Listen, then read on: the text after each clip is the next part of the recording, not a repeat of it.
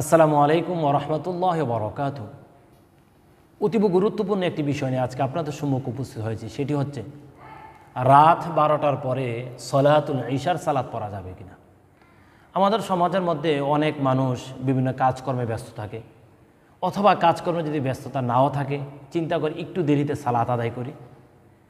সেটাকে লক্ষ্য করতে গিয়ে অনেক সময় দেখা যায় সময়টা অতীব দূরে চলে যায়, রাত 12টার দিকে বা গভীর রাতে চলে যায়। এই সময় সালাত পড়া যাবে কিনা। মূল বিষয় হচ্ছে সলাতুল ইশা পড়তে হবে আপনার রাতের 1/3 অর্থাৎ আপনি যদি রাতটাকে যদি 3টি ভাগ যদি করেন তাহলে 1/3 মধ্যে আপনার সলাতুল ইশা শেষ করতে হবে। টায়ের সাথে অর্থাৎ 11টা 12টা 1টা 2টা 3টা এরকম টায়ের সাথে সলাতুল ইশার সাথে কোনো সম্পর্ক নেই। তাহলে সম্পর্ক কিসের সাথে?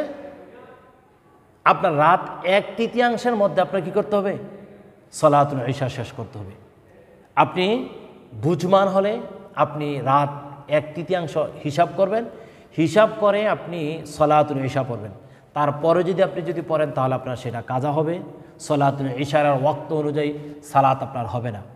কুরআনুল কারীমের মধ্যে আল্লাহ তাআলা সূরা নিসার 103 নম্বর আয়াতে স্পষ্ট করেছেন, ইন্নাস সালাতা কানাত আলাল মুমিনিনা কিতাবাম মাওকুতা।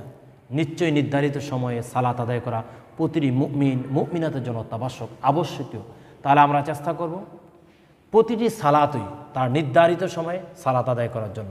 আল্লাহ তাআলার কাছে ফরিয়াদ করতে, আল্লাহ তাআলা আমাদেরকে যথা নিয়মে ওয়াক্ত মতন প্রতিটি সালাত আদায় করার তৌফিক দান করুক। আল্লাহুম্মা আমিন।